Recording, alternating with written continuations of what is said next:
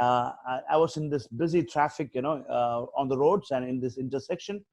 And I stopped my car because of the red lights. And guess what? There was a little young girl who came Yeah. on the side of my car.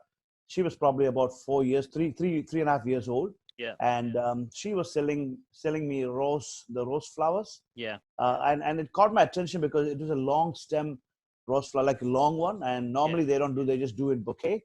And this was like, wow, I love some of that, And I just started to have a conversation with a little girl. Yeah. That changed my life. Wow.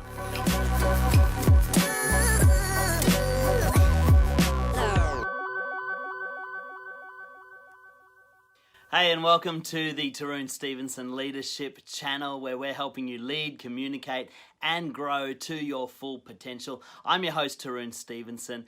Whatever portal you are tuning in on, whether it's YouTube, Facebook, your favorite podcast, or Instagram, make sure you subscribe and follow so you don't miss any of our episodes. Let's get into it.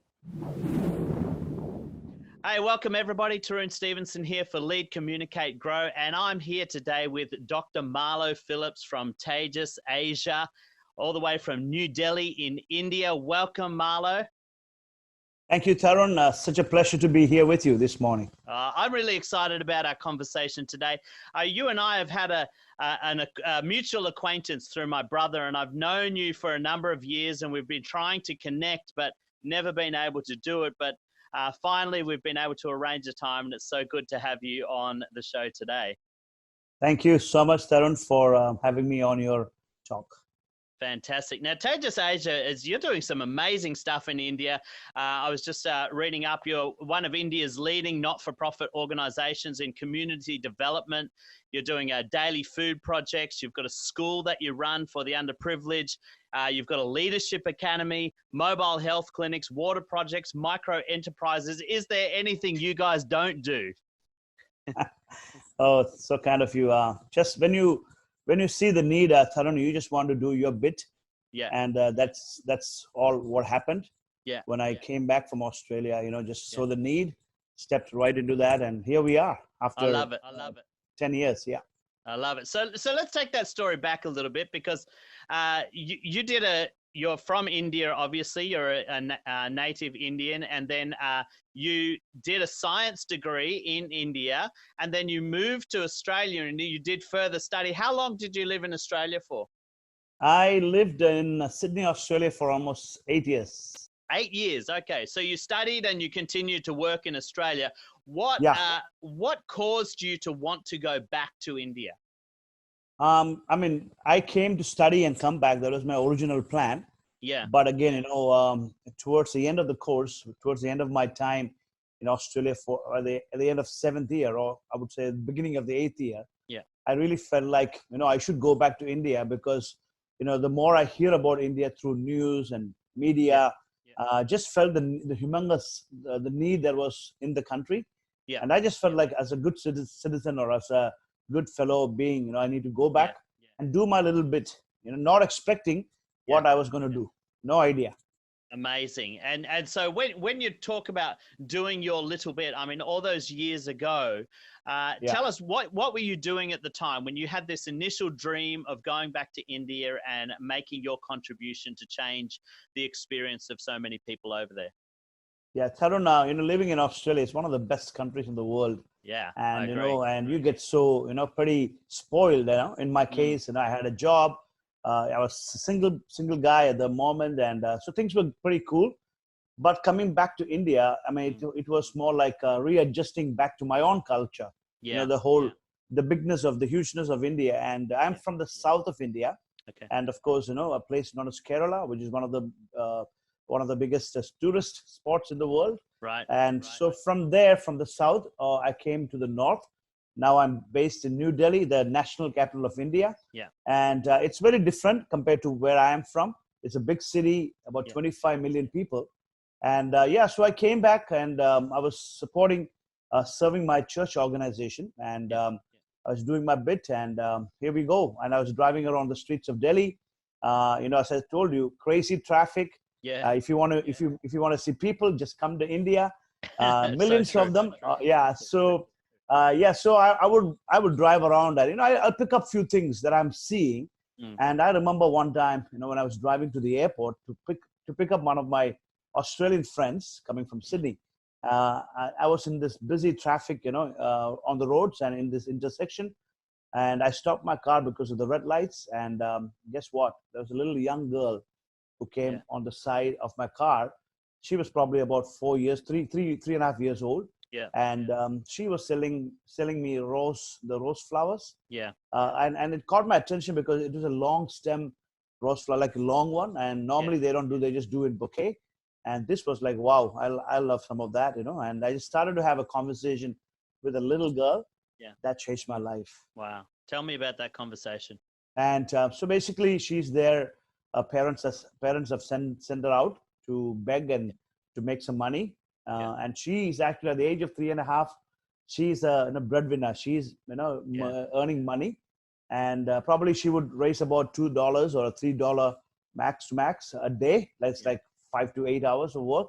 Yeah. And it was a hot season, and it's really the heat was unbelievable. And there she is out there, Right. and that kind of broke my heart. And I'm like, oh, it's not her fault.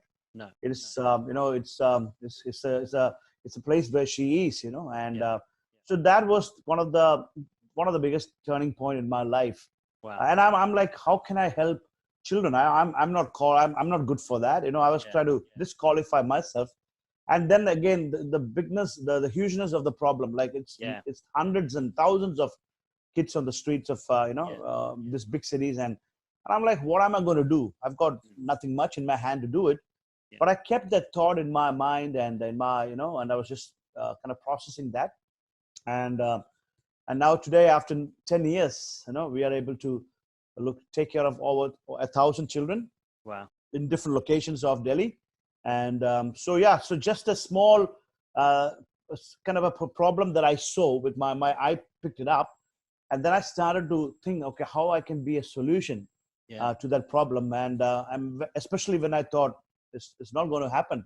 Yeah. It's impossible. Actually, the words were, no, it's not going to happen. Don't waste your time, Yeah. And I thank God for good friends in my life, that when I share things, how they stand with you, and they're like, hey, we can't do it. We are working. Yeah. We got other things. And if you have a heart, we love to support you. And that is just the beginning. Wow. And today, Tarun, when I look back, it is unbelievable what has been happening. Yeah. That's amazing. So it's an amazing story for me as well, because when I was in Australia, I never thought about doing anything like this in my whole life. I just thought, okay, I would be working in the corporate world, making money, Yeah. and just be a good human being. That was my little goal in my life. Yeah. But little did I realize, okay, there's much to life, than just being in a place and working and having those influence. But our life has much more bigger influence, and that's what I found out in the last 10 years. So good. And I want to unpack that whole the process of how big the problem is, because I've been to India. My mother's from India. I've been there several times. My brother works there, and so I know how overwhelming that experience can be, especially if you've never lived in India. And just for some context of anyone that's never been to India, I mean, Australia's a country of 25 million people. Marlo's just described a city that has 25 million people.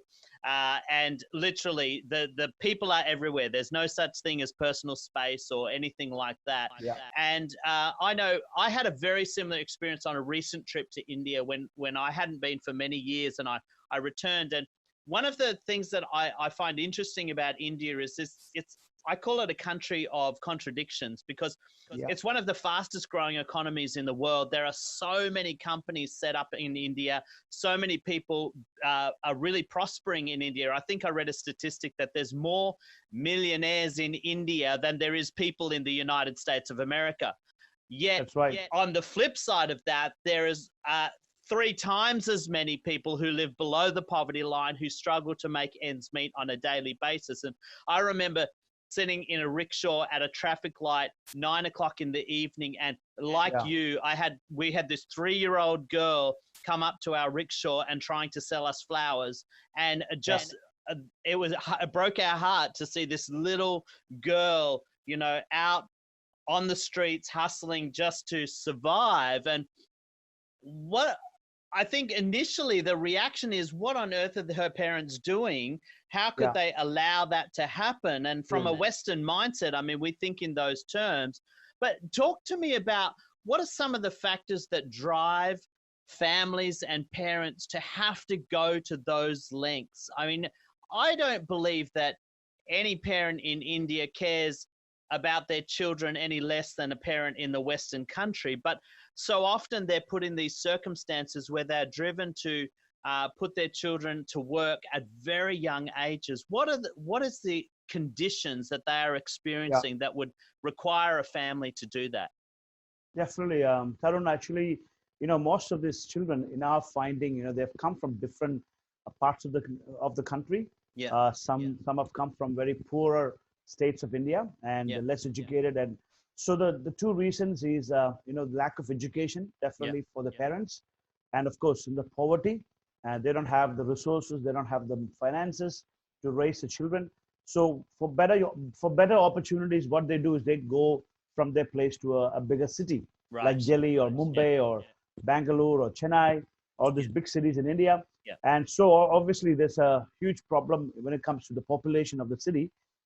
Too many people, and but they come, and so they bring the kids here, and they think this is the best way to make money by sending the kids to the streets. I mean, there is a term which I don't like to use. These kids are called as the street children, street children. And I'm like, okay, well, every time I'm like hearing that, doesn't really kind of connect to my heart. But what it explains is these are the children who lives on the streets 24/7, and some of them, you won't believe, they sleep on the streets, on the roadsides, and so it's pretty like sad that they don't have the resources and the finances. And so we get to connect with the parents, and we always believe it's not just about reaching the children, but it's also reaching the parents, because if they don't change, if their mindset doesn't change, obviously the work that you are investing into the children will not make any difference, not much difference. So we always get to hear the side of the parents, and most of the time, and the funny part is they speak even different languages when they come to Delhi. So there are certain communities where we work. There are many different languages in the community because people are talking. So we speak Hindi, and of course, a bit of English to those people who can understand. But you'll be surprised if you go to this community, there'll be probably a minimum of 3 to 4 different languages. And so it's really fascinating, to see that. And but we make our way through, and we get people to help us with translation, and we set up a school or a community center where we're in these communities. And obviously there is a draw. People are coming to get to know us, and they know we are good people, we are safe people, and we love investing into the lives of the children. So basically it is the poverty that they are facing. Lack of, employment is a big problem. Unemployment is a huge crisis. So they're willing to come from other cities. You give them any kind of job, they will do any kind of jobs. Anything, because they just need that extra money. They just need that extra support. And in India, unlike many Western countries, there's no real government support or government safety net, is there? So when you move to a big city, you're depending on yourself. If you don't work, you don't eat. Exactly. And for so many. So further to that, I mean, you saw this young girl, and she obviously broke your heart. And I've had that experience myself. But the other thing I've noticed, that the longer you stay in India, the easier it becomes to not see it. Because those sorts of things are not uncommon. You see it at every traffic light and every street corner. There is somebody hustling, or somebody begging, or somebody trying to make ends meet. And those, if you're going to survive in India, in some ways, you almost have to, because you can't help everybody, you almost have to walk past people sometimes, because if you stopped every time somebody tried to stop you, you wouldn't move through a city. And so how do you maintain that balance between being able to do something about what you see in front of you, but not being overwhelmed by the enormity of the problem, because it is just so big and so overwhelming. Many people would be tempted to say, it's too big, I can't do it, so I'm going That's to right. do nothing. How did Yeah. you move to that next step of saying, okay, you know what, I can't do everything, but I can do something? Yeah, Tarun, I think you were bang on. And what I say is, because it's a huge problem, and living in India, like seeing this every day, like it's a day-to-day stuff. Like Yeah. you see needs. I mean, you're driving on the streets of India, Yeah. in the cities, and you get a knock on the car, on the window of the car or the vehicle Yeah. you are in, and to the extent they're literally bugging you, they're Yeah. kind of really causing inconvenience. But then you make a choice. You want to look at that child's face or that needy person's face, or you just look straight, Yeah. ignoring the problem. Yeah. So we can develop the insensitivity when you live here for a long time. And that's what I'm saying. When I came, I saw the need, and I'm like, wow, this is really huge. Yeah. I'm not going to do nothing at all. And that was my starting point as well. Yeah. And until the day, it took me about 3 years, I would say. Yeah. I've been in Delhi for the last 14 years now. Right. So it took me about 3 years to kind of understand what my city is, what are the needs of my city. Yeah. And so it took me that much of a time. But when I was ready, I was willing to take the action. Yeah. So yeah, so I mean, we get a lot of friends. I mean, we have a lot of volunteers or interns who come from different parts of India and around the world. We've had more than probably more than 1,000 volunteers, international volunteers who've come and served in the last probably 10 years. And every time I'm really interested to watch them as they go for the first day in one of the communities. And many of them, they get overwhelmed. They get really having the big shock. So we have to kind of do a bit of counseling. We got to support them and saying, hey, you've come to fix this problem, and I know it is something that you probably have never seen in your life, but aren't you glad that you got to see this side of life? And as you said, Tarun, and India is a land of the rich and a land of extreme poverty. So you see this extreme, like cases. So, like for example, in the suburb that I live, in the south part of Delhi, the name of the place is Saket, and we do have some humongous, huge shopping malls, like luxury shopping malls. And then you drive past that mall about 5 kilometers, you go to the garbage dump, and that's one of our locations where we have a Hope Community School. And so that is the extreme of the land that I live in, but it's, once you step into it, once you start to get to know the children, and once you start to get to know the heart, you fall in love, you're like, wow, this is the best thing that you could have done in your life. So yeah, you got to take one step at a time. You cannot rush into it. Even locally, like I can remember young people from the local, local area from Delhi. I would take them to these places, and I remember this young girl. She's now a lawyer, and she would just start crying. She could not take, and she's an Indian, young and affluent Indian young youth. So imagine in their own backyard, they're not able to see that, and so yeah, it is really interesting. But I think if I have the right, the way of looking at it, not getting affected by that, but in the sense, seeing their problem and just come up with a plan how you can be a solution to the problem, and it has to be one step at a time or one person at a time. And so you do your best, and when you keep doing it, obviously you will get a lot more people to come and be part of it. So what was the first thing that you did after that moment? You said it was a 3-year process of just trying to figure out how you would respond to that. What was the first step that you took to actually kick things off? How did you respond? Yeah, I'm remembering this. When I first saw this problem, I came and shared to my wife, obviously, and of course to a group of young people in the city that I was mentoring them. And I said, guys, we're all, from India.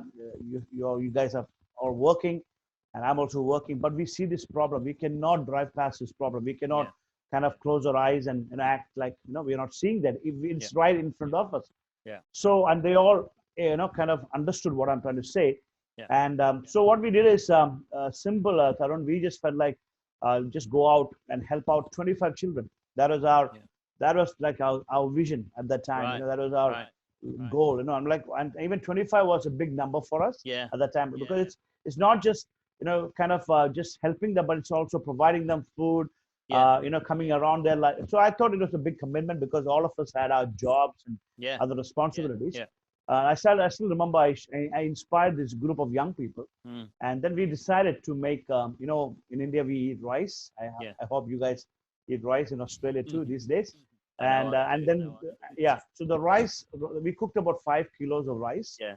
and of course 2 kilos of dal. Dal is this yellow lentils, Yes. and I remember my wife did not even know.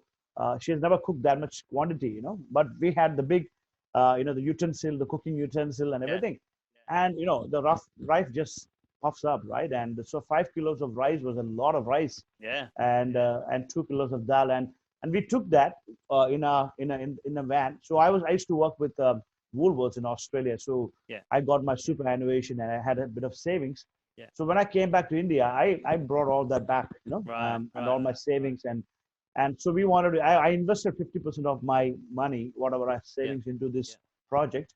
Like Yeah. this is the earlier stages, and we got a van, like where we can use it to drive the team to the locations, and also to transport the food.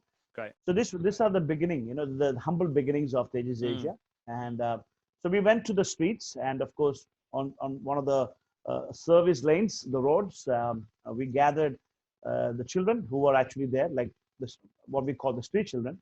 And again, we were going there to help out 25 children, and so we thought, okay, that this is going to be a fantastic day. And we ended up, and we had footballs and all these different sporting equipments with us, because kids would love that. And so we were there. We parked the car and we went there, and we had this, this mats where you can put it on the roadside, so kids can sit, especially when they eat, and so that it's not dirty. And I remember the day. It's almost like yesterday that happened. Over 125 children, and I would say about 30 single mothers turned up to that event, and it was one of the best days of my life.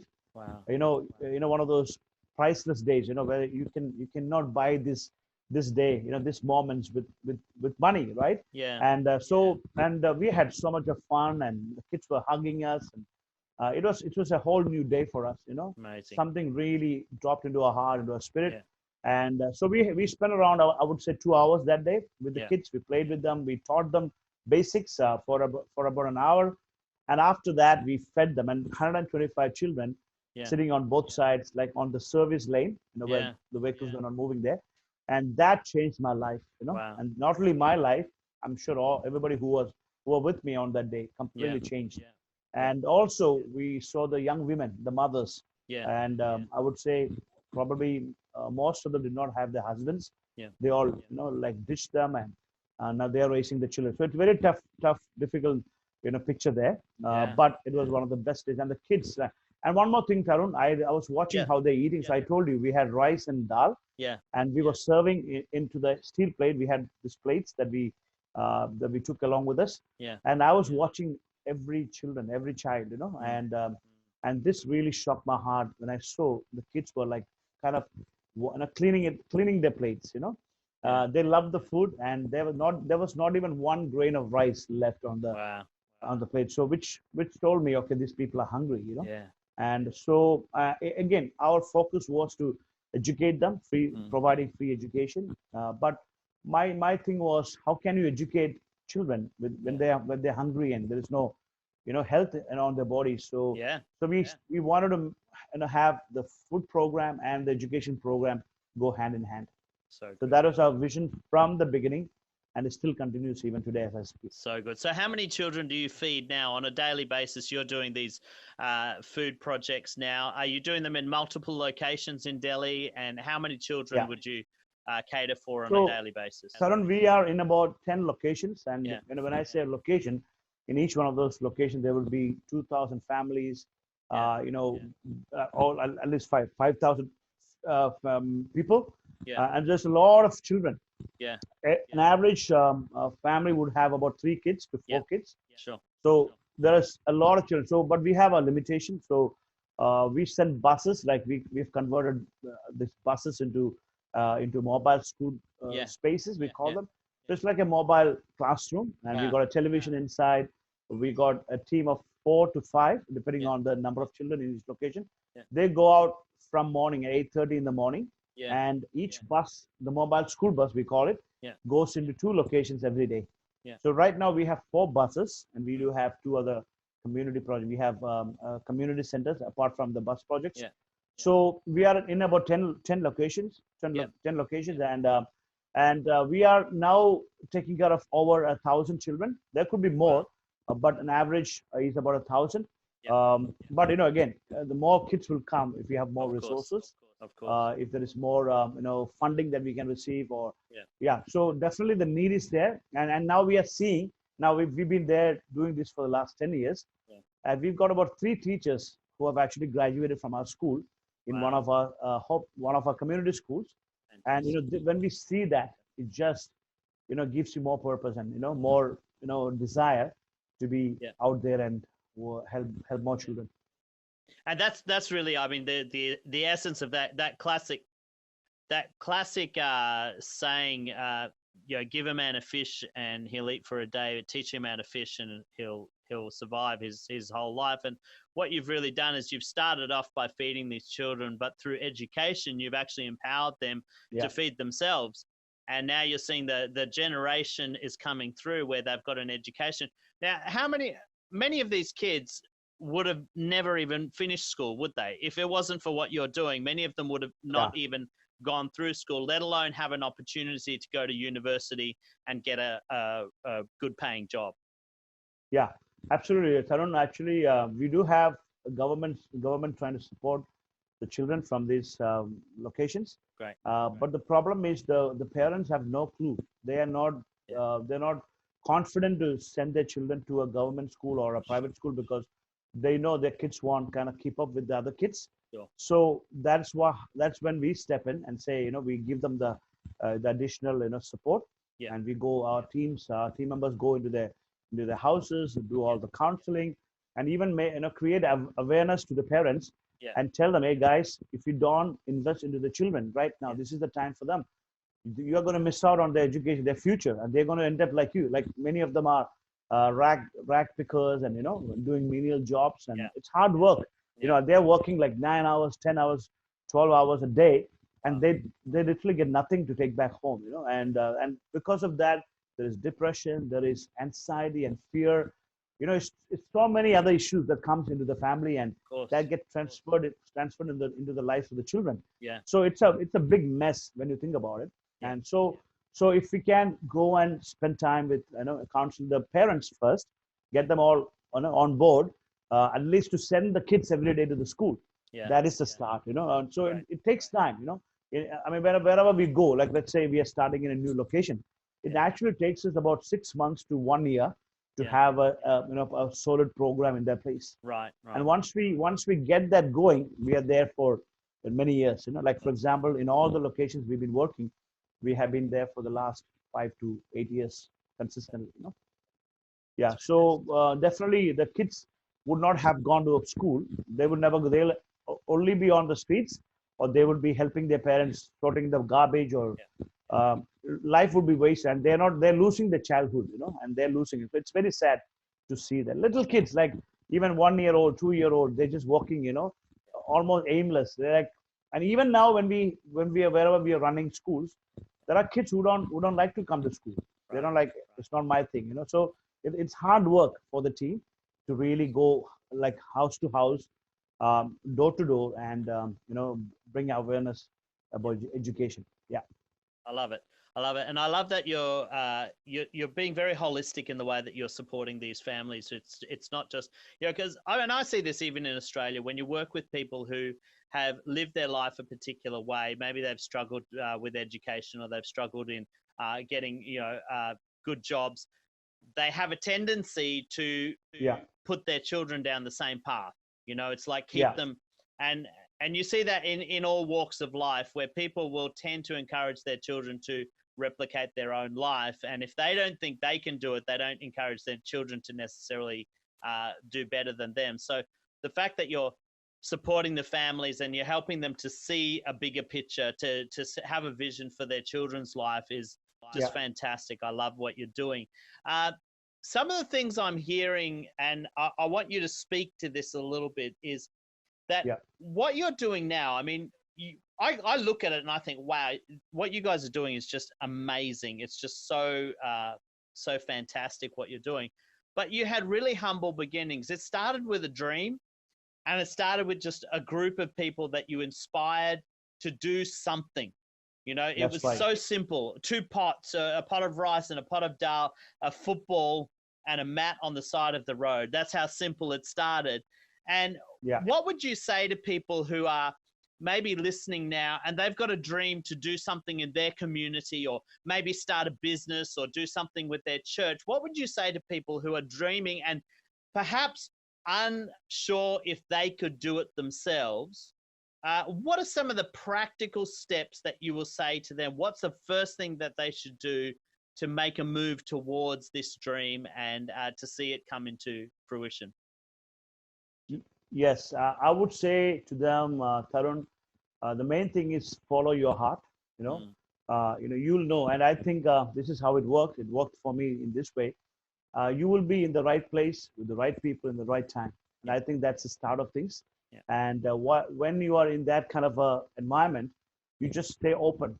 Just stay open, and there are times you just have to let go of some of the things you are holding on to. You just got to let go and just try to hear that voice from the heart, from your heart.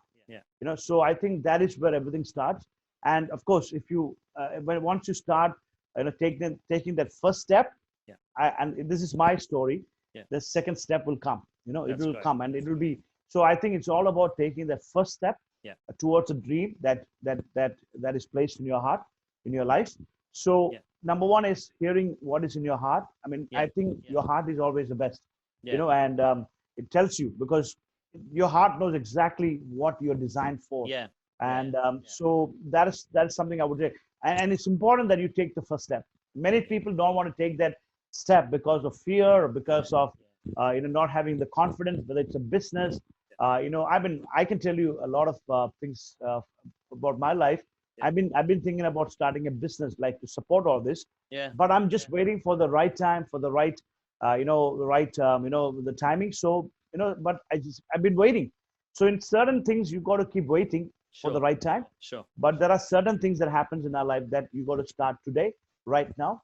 And we delay sometimes without any good reasons, because of lack of confidence. So I would say follow your heart, and once you know, okay, this is exactly what you're supposed to be doing, take a step, one step at a time, and see. Like, for example, TejasAsia, when we started, it took me 3 years. I was testing it, making sure that, okay, this is exactly what I'm supposed to be doing. And I said, okay, if this lasts for 3 years, I'll make sure that this is something that I need to do. So it took me 3 years to come to a professional decision to say, okay, we're going to register this. And then we registered with the government, and ever since, we never had to look back. Fantastic. That's awesome. And so follow your heart, go with your dreams, take a step. And I always say this, I do something to move the needle forward, whether it's go and study, go and pull a team together, write something down, set a goal, just go and do something. And as you say, the next step will reveal itself as you take that initial move towards it. Now, a lot of times people won't take the first step because they're scared of failure. And I know from my own personal experience, failure is really a part of growth, and you can't grow and you can't succeed unless you've willing to embrace failure along the way. Tell us, what are some moments over this journey where you've really felt the pain of failure? Maybe something didn't go the way you planned. Maybe you've had an outside obstacle that has come to play. How do you handle those kinds of things? Because I mean, they're a natural part of life. Any endeavor is going to have obstacles. How do you handle those obstacles? And tell us a little bit about some of the obstacles you've had to face. I can remember a few, and I'll share with you one of the instances where I would say the first 5 years, things were, it was smaller. The size of the project was small, and I could see about 4 years, fifth year, the fifth year, it was getting, it's kind of exploding or expanding, and so I was excited about that. At the same time, I'm like, okay, is this going to work? And so I had this big plan set up. We wanted to buy some more buses, and so we started fundraising. And a lot, people always say, "Oh, we are with you. We want to help you," And I mean, I know they say out of a good heart, good intention, and something happens, and they're not able to keep their promises when it comes to providing the funding and stuff. Yeah. So I remember the fifth year, it was a bit of a we had to go through a bit of a hard, like a bit of a struggle. Yeah. But I think, I didn't lose, that confidence. I didn't lose that determination, Yeah. because I knew if this lasted for 3 years in the beginning, Yeah. that is kind of my test, with the project.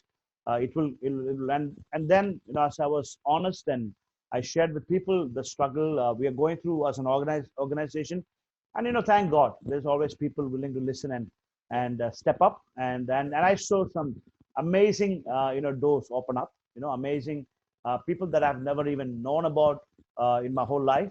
They would hear about the project, but it was like really stretching time for me. Yes. Like Yes. I almost thought, okay, how are these things going to go on? Yeah. Because so I think there is going to be a time, when you start something, it's going to shape up, it's going to be established, and then there are moments when when in your heart it's expanding. That it's kind of it's enlarging, and so I think there are risks associated with that. Yeah. But at the same time, when you're confident, when you know that what you're doing is really something from your heart, you get the courage, you get the boldness, and one thing I always that I do, Tarun, is I get as many people possible on the dream. Good. I don't like to do things by myself, Yes. my own, Yes. and I always believe in the thing is always better together. Yeah. And so it's important that when we go through those failure moments, when we go through those struggles, Yeah. to reach out, and if you don't ask people for help, Yes. they will never know what you need. So it doesn't matter. So that's why it's important to have a close group of people, maybe 3 to 5, depending on how many you want. Yes. You can't tell your problem to everybody, right? So thank God that I had that small group of people in my life that I could say to them, and I'm telling you, many of them stepped up and said, "Hey, we're with you. We're holding your hand." Yeah. And I remember tackling that fifth year. Mm. It was a year of uncertainty, and also I was asked questions by some of my mentors. Yeah. Why did you make this plan? So Yeah. I'm like, I was very honest, and I said that this is a need that I see, and so yeah. So I think uh, when we face that kind of a struggle or a challenge, Mm. it's always good to ask for wisdom. And people have gone before you. There's so many people in your life who have gone before you, done the same thing, had moments of failure, and how they got back to normal. And so I always lean into people. I always lean into others' wisdom, and that has really helped me a lot. That's really helped me a lot. That's such good advice, and make sure you've got a team. And look, in the beginning stages, sometimes that team is just your family or volunteers or just friends who share your passion. They don't necessarily have to be a paid staff that you're working with. It's just people who see your dream and are able to back you and support you and encourage you. You said something there that, when you're struggling, be prepared to reach out. John Maxwell says that if you're lonely as a leader, you're doing it wrong. I know my own personal experience is sometimes you've got to be really intentional about reaching out when you're struggling, because, as leaders, you don't always feel comfortable admitting when you're struggling. But talk to me about have you always been like that? You've always been comfortable just opening up to people when you're having a hard time? Or is that something that you've had to learn to just say, hey, I need help, I'm putting up my hand? And what's some advice you could give to people who maybe find that difficult? It was not easy in the beginning. I mean, I was not a person who would just open up like that. Yeah. But one thing I would say, especially when it comes to finding those good people in your life, and that really helps us. And I remember, I've got some of my friends who've been with me from my school days, like the kindergarten, lower primary school.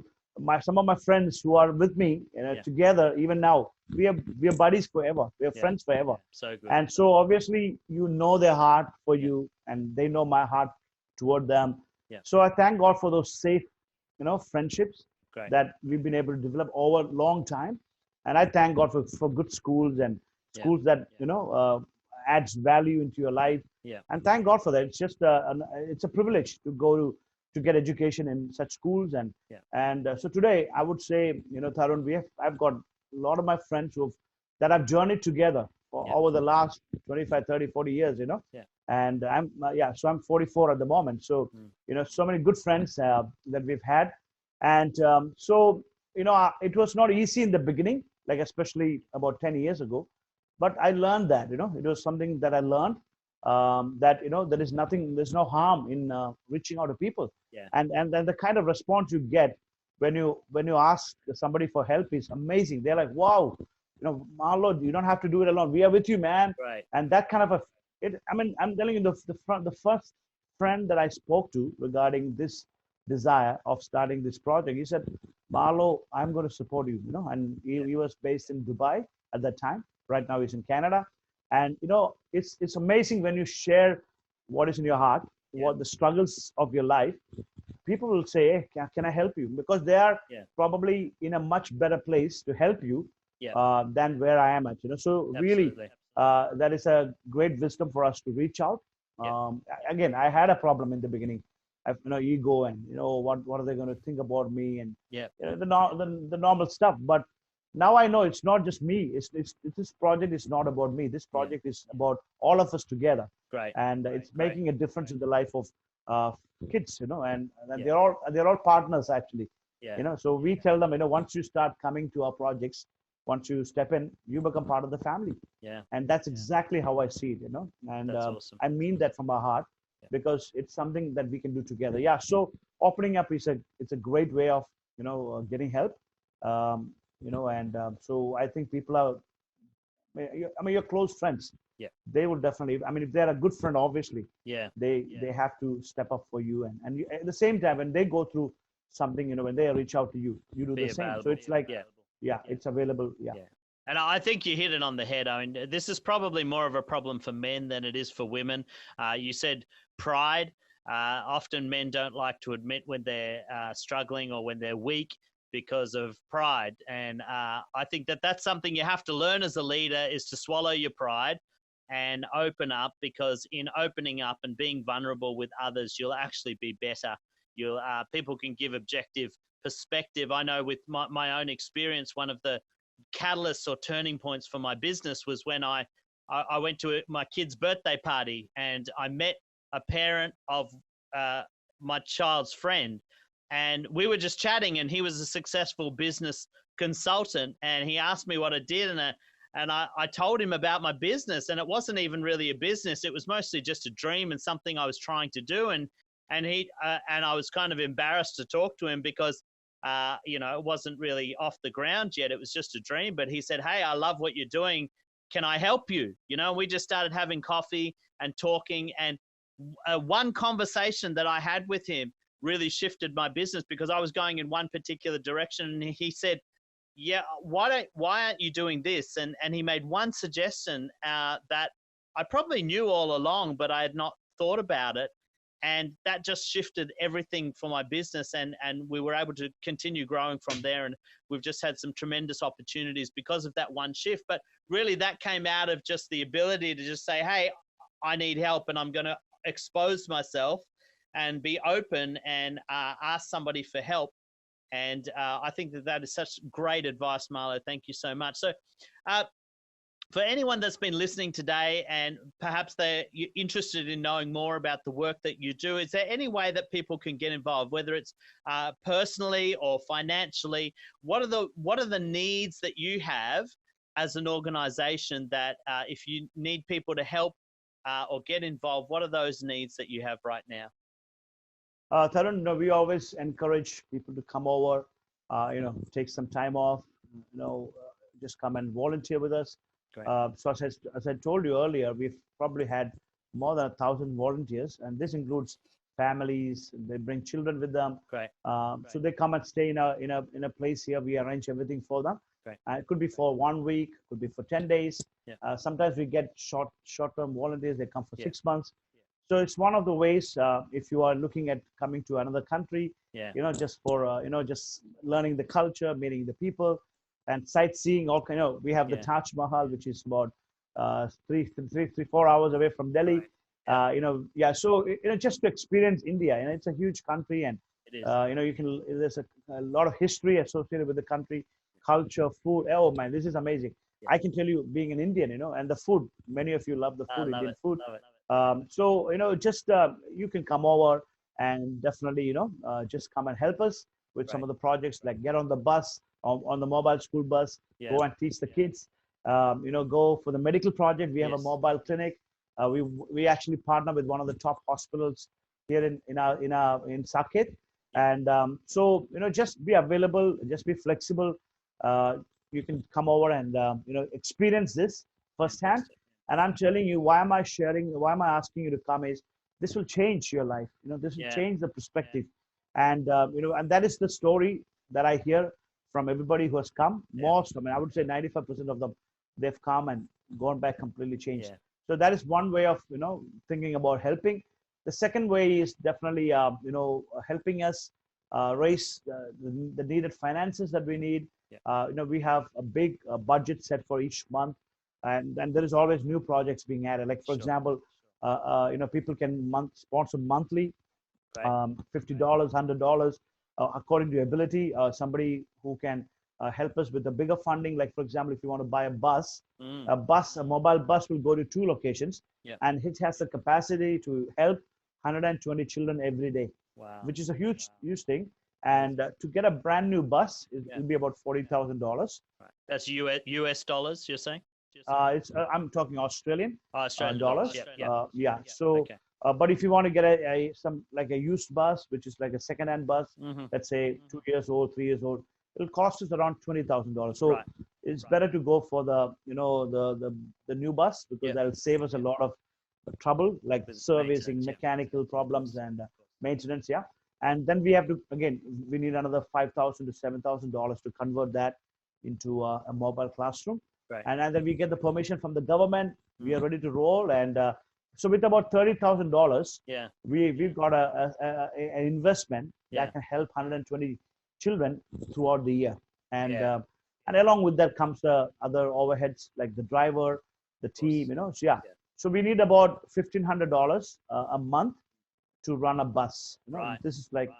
providing the children the food every day, and Yeah. providing them with education. Great. And What- also we have the mobile. Yeah. Can I ask, what is the monthly running expenses to keep all your projects going? What kind of money do you have to raise every month to keep the So right operation? now, Tarun, just the overheads, Mm. like everything is costing us about $22,000. Yeah. Australian. That is kind of our current budget. Yeah. But again, I'm also involved in many other things. So Yeah. this is just a TejasAsia, related things. Yeah. And so that is the kind of funding we need to raise Yeah. year after year. Yeah. And so every month we are raising funds. We are reaching out to people, Great. and again, it's through friendship, and it's through people that they know us. Great. They are kind of our ambassadors Mhm. all around the world. Yeah. So that's how we do it, and we thank God for good people that, and I tell them, hey, come and see where your money is going. Yeah. So there's a lot of transparency in that way as well. And all our supporter has been supporting us for the last 8 to 9 years consistently. Fantastic. And they keep visiting our projects, and so we have that opportunity as well, in case you have that extra money, and Sure. you're like, hey, let it go for a good cause. Great. Yeah, we are more than happy to accept that. Yeah. Great. And you also travel a lot. You speak in churches and for different organizations. And so you're also available to come and speak and talk about what it is that you do Yes. with TejasAsia. Yes? Yeah. In Yeah. fact, this morning I got a message from one of my friends from Sydney. Great. Their company is looking for sponsorships, Yeah. and like sponsoring a project like TejasAsia is Great. doing. So she's asked me to send some, what do you call that, presentation, like some details about the organization. So yeah, we're going to put Great. that together. That's And fantastic. hopefully we'll get some. Yeah. So there is, and the more resources and finances we get, we make sure that that goes. And I mean, the more money we'll have, the more children will be blessed more. And it's not only the children, Tarun, we are able to help. Through the children, we are able to help the families. Yeah, you're helping. So, for example, the women. Yeah. So the young mothers, the single mothers, they get to come to the community center, and we give them free training. Like, for example, sewing project, like they can come and learn how to sew, and sewing schools and stuff. So so that has helped over 200 women in the last 3-4 years. Great. So small ways, simple things, but this gives them a boost, like a confident boost. And it gives them a dignity and empowers the family. So I think it's a holistic, as you said, everything is completely, connected to each other. So good. And can I just speak to a couple of things that Marlo said? Look, first of all, going to India, one of the best decisions my wife and I made a number of years ago is we decided we were going to expose our children to other cultures. And we started making an intentional effort to save and to travel to countries that are different to Australia so that our children could experience the way other people live. And I can tell you, 3 years ago, I took my family to India, and it was just life-changing. And, this is what Marlo's saying. It's not about you going over and changing their life. They will change your life. Just that experience. Don't be afraid to take your kids. Give them, during the summer holidays, give them that experience of living in a different culture, serving people. It would just totally change the way that you see life. And, if you are a business that is looking to support a not-for-profit organization, I can just say that Asia is doing some incredible work. And what I love is that they're just doing such a holistic work. It's not just focused on one area, but they're supporting whole communities and families, which is so good. So please, I commend you to them. And we will put the description, links in the description so that you can reach out and you can find out more information about that. It's fantastic. What's one project that you're working on now, or what's something that you're trying to get off the ground right now, Marlo? So right now we are working on, we want to get 3 more buses, which is because, the needs are huge, and we're always getting people asking us, hey, can you come and help our community? The other day, while we was distributing food packets for, I think, Tarun, we spoke about it, the migrant laborers who come from different parts of the country, and because of the COVID-19 crisis, all these laborers had to go back. They wanted to go back because they were panicking. There was no jobs, there's no food. So we went to one of our locations, and the main guy of that community, he had a list that he has created to tell us how many families are there. And to my surprise, we saw pages after pages, a PDF document. There were about 1,100 families in that one community, about 6,000 people in that community. And we want to start more projects, especially the bus projects, because that is a good project because we can take the bus to the location. We park the bus, the kids jump on the bus. And so we are looking at in establishing 3 more bus projects in the next 2 years. And so to just give some context about what you're describing, in India, a lot of families will travel out of the rural areas and come to big cities to look for work.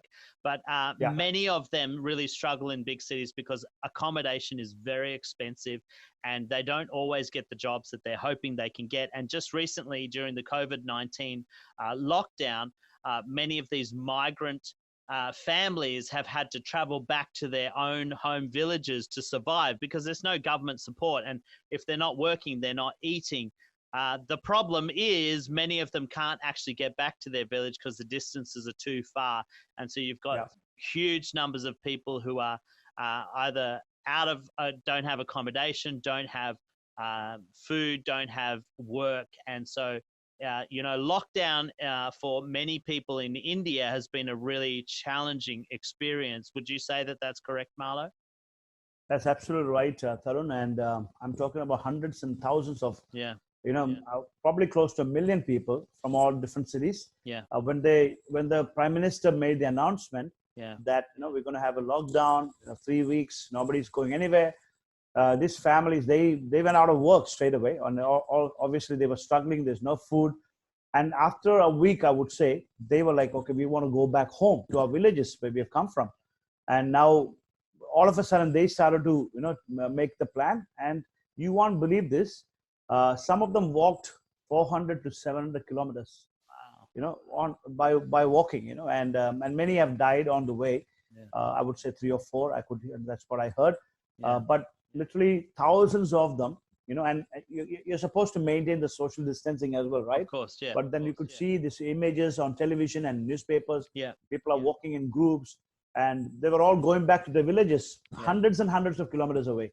Wow. And that was really heartbreaking. And there are still probably a lot of them in these communities. They're staying back and hoping that they will get some jobs right after. So right now, our lockdown has been extended till the 17th of May. Okay. It was supposed to be released yesterday, but now the government extended it for 2 more weeks.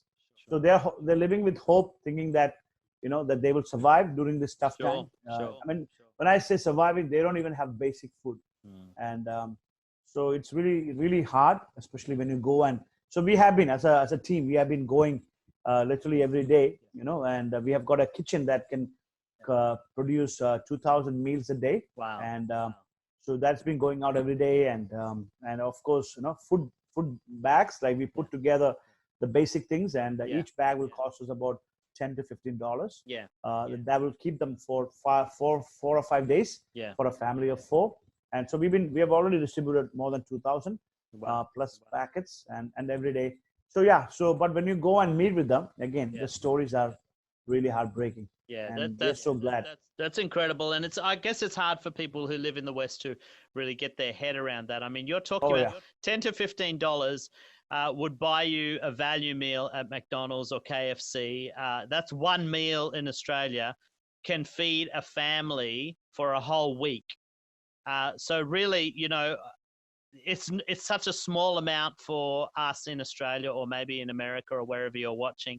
But for a family in India, it can go so far and make such a difference there's literally hundreds of thousands of families that are out of work, that they have no means of survival. And the toll is enormous. And it's not just the toll because of people getting sick, but it's the social toll of people just being out of work and the immense poverty that they're experiencing. So I want to encourage you, if you'd like to get behind the work that Marlo and his team are doing in India with TejasAsia, do that. Click on the link in the description, and I know you won't regret it. They're a fantastic organization and doing a fantastic work. Marlo, I want to thank you so much for taking time out today to talk with us.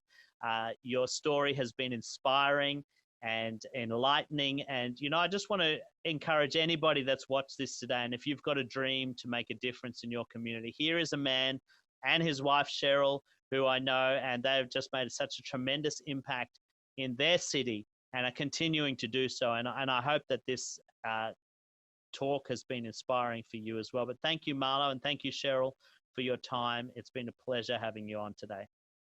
And thank you so much, Tarun, for making this time for us. Really, really appreciate your work, your heart, and I pray that God will bless you more. Thank you so much. All right, take care. Thank you, guys. Thanks so much for tuning in. I hope you got a ton of value out of that. Don't forget to like, comment, and share with somebody who you think will benefit. And make sure you check the description for the free resources that I want to send your way to help you in your growth journey. Until next time, I'm Tarun Stevenson, helping you lead, communicate, and grow to your full potential.